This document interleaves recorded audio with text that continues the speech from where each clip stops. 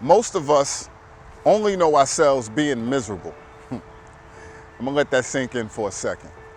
What you think about what that means? Because you're probably like, what are you talking about? Far too many of us don't know what being happy feels like. Don't really know what feeling good feels like. A lot of us are more comfortable feeling stressed and being depressed, being angry, agitated, all of that. Most of us are so used to dealing with negative emotions and energy that as much as we hate it, as much as we say we want to get away from it and we want things to be better, we want to feel happy, we're stuck. Because that's all we know. We're so used to it. And the opposite side, the good feeling, is so foreign to us, we're actually afraid to feel anything else. We're actually afraid to experience actually being happy, actually being content, actually feeling good for real. It's so foreign to us. A lot of us get so comfortable in the arms of depression and feeling pitiful for ourselves that subconsciously we like to stay in it. We don't want to come out of it. Because as bad as it is, as shitty as it feels, it's comfortable. I'm so used to it, it's comfortable. It's like somebody who's in an abusive relationship and you like, yo, why do they keep staying there? Why they, or if they get out that relationship, why do they go back to somebody else who's the same type of person? Why do they keep ending up in these abusive situations? Because that feeling is so comfortable and that's all they know. It's so familiar. The actual other side, the happiness, they're actually afraid of it because they don't know how to deal with that. They don't know how to respond to it. They don't know how to cope with actually feeling happy. They're not going to believe it when they get it.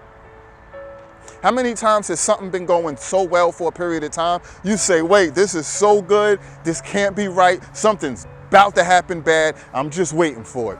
You ruin all of the positive vibes and the energy that you're currently giving and because you're giving out negativity, because in your mind, you still can only embrace the negativity. You don't actually know yourself. Well, you do. You know yourself, but you only know yourself being miserable. You don't know that happy person. You don't know the good side. And it's there. And then you keep coming up with all these excuses why you're unhappy and you're not going to be happy. You can't be happy because of this person, that person, bills, stress. You or we, I should say, we're the key to everything. We control our destiny. We always hear that. We always hear life is what you make it. It literally is. We all go through hard times. We all go through struggle. It's hard. But your universe is in your head. You can literally create your own universe inside your head because that is where reality really exists for you. For me, for you, inside my head is my reality. Whatever I create, I can project it and make it real. I can manifest it. You just have to understand it. You have to actually believe it. You have to actually want it for yourself. But again, most of us are so used to projecting misery. That's all we know.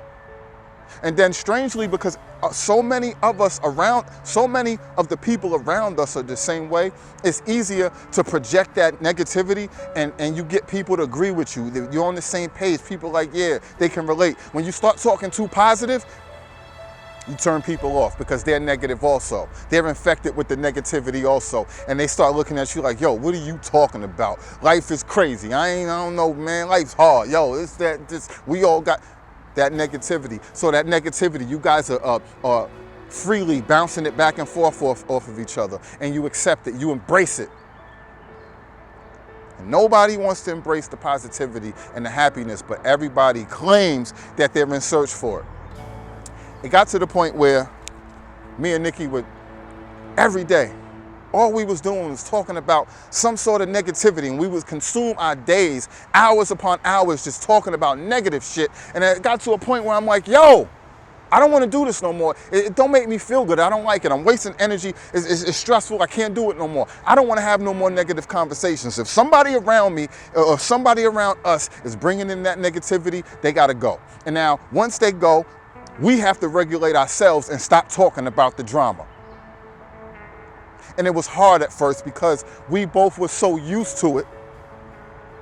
That's all we knew. We didn't know how to have conversations about anything else. You want to keep venting and talking about stuff, but the situation's over, but you won't let it go. Why? It's over. If it's not over, make it over. Let it go. Get it out of here. But that's all we know. So we just stay in that zone, stay in that zone. And at a certain point, you really start to realize, yo, this person is no longer in my life because I finally cut them out, or I cut out the drama, but I keep talking about it.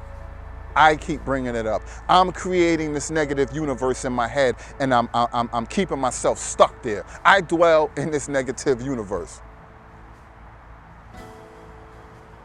Why? We have the ability to control our thoughts, to control our emotions, to control our immediate environment. When I say your immediate environment, I mean the people around you. If somebody around you is negative, I don't care if it's friends, I don't care if it's family, I don't care who it is. You have the ability to get them from around you. You don't have to be around that. You don't have to accept the negativity, but you do.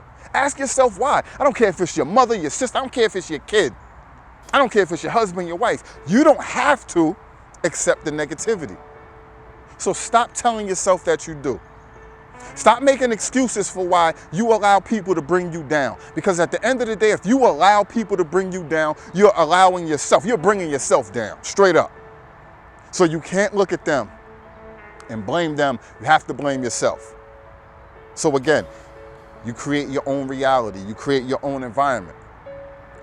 You start getting rid of and letting go of the negative thoughts. You get the negative people from around you. If you have to be antisocial, be antisocial. If you just have to cut your circle down, cut them down. Cut to whoever is benefiting you. Yo, the people around you should not suck you dry and stress you out. They should be around you to uplift you, make you feel better, make you want to move in a better direction, make you want to be better. If they don't do that for you, they're the wrong energy. And again, I don't care who it is. If they have that negative energy and they're not benefiting you in a positive way, get from around them.